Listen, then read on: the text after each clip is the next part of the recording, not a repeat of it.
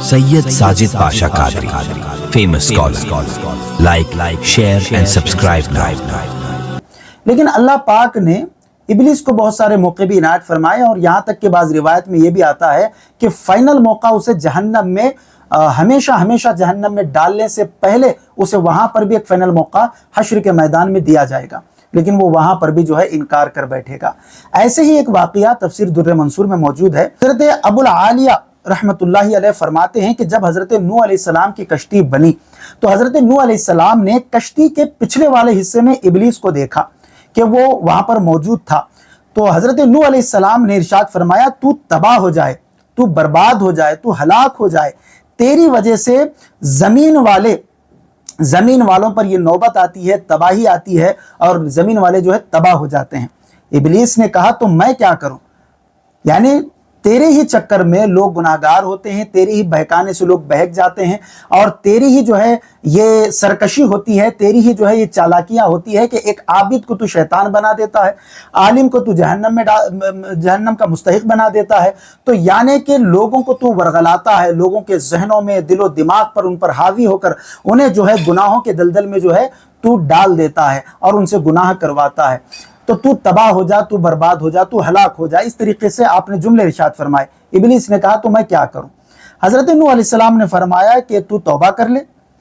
تو اس نے کہا پھر آپ اللہ تبارک و تعالیٰ سے پوچھیں کہ کیا میری توبہ قبول ہونے کی گنجائش ہے، یعنی کیا میری توبہ قبول ہو سکتی ہے؟ تو حضرت نوح علیہ السلام نے شیطان کی یہ بات سنی تو آپ بڑے خوش ہو گئے۔ خوش اس لیے ہوئے کہ اگر یہ توبہ کر کے اگر مسلمان ہو جائے، اگر یہ توبہ کر کے پھر سے جو ہے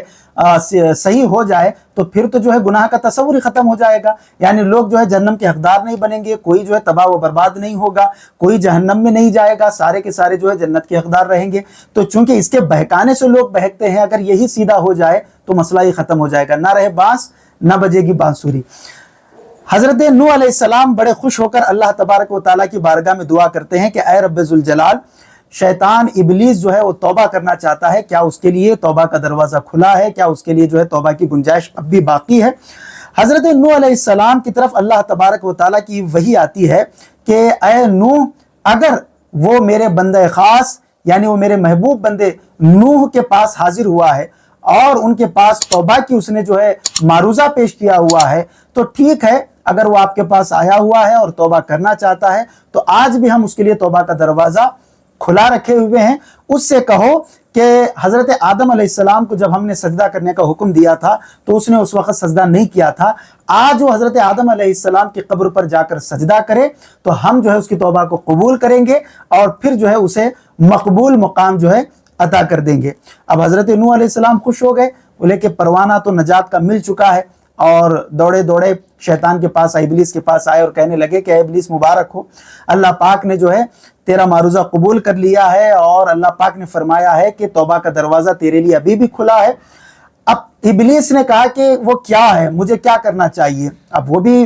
خوش ہو گیا کہ چلو ٹھیک ہے، اس معاملے کو آج ہی ختم کر لیا جائے۔ حضرت نوح علیہ السلام نے کہا کہ اللہ پاک فرماتا ہے کہ جب تو نے حضرت آدم علیہ السلام کو سجدہ نہیں کیا تھا، آج ان کی قبر پر جا کر سجدہ کر لے تو تیرا معاملہ ختم ہو جائے گا، تو بھی مقبولوں میں جو ہے شمار ہو جائے گا۔ شیطان کہنے لگا کہ اے نوح علیہ السلام، جب حضرت آدم علیہ السلام جو ہے ظاہری حیات میں موجود تھے، براہ راست میں ان کے سامنے موجود تھا، جب میں نے ان کو سجدہ نہیں کیا تو ان کے انتقال کے بعد یعنی ان کے گزرنے کے بعد ان کی قبر کو میں کیسے سجدہ کر سکتا ہوں؟ یعنی جب وہ فیس سامنے تھے تو جب میں نے سجدہ نہیں کیا ان کو، اب ان کی قبر کو کیا میں خاک سجدہ کروں گا؟ تو میں سجدہ جو ہے نہیں کروں گا۔ تو یاد رکھیں اللہ پاک نے توبہ کے لیے ہر ایک کو موقع عنایت فرمایا ہے، مگر مسئلہ یہ ہے کہ جب انانیت، تکبر اور فخر سے انسان کی آنکھیں جو ہے اندھی ہو جاتی ہیں، کان بہرے ہو جاتے ہیں، تو پھر نہ اسے حق نظر آتا ہے، نہ حق سنائی دیتا ہے، اور نہ حق دکھائی دیتا ہے، اور نہ وہ حق کو جو ہے قبول کرنے کے لیے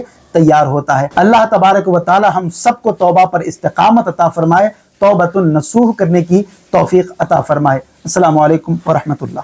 مزید ایسے ہی ویڈیوز دیکھنے کے لیے ویڈیو کو ابھی لائک اور ہمارے یوٹیوب چینل سید ساجد پاشا قادری کو ضرور سبسکرائب کر لیں اور بیل آئیکن ضرور پریس کریں تاکہ ہر نئی آنے والی ویڈیو کی نوٹیفیکیشن آپ کو ملتی رہے۔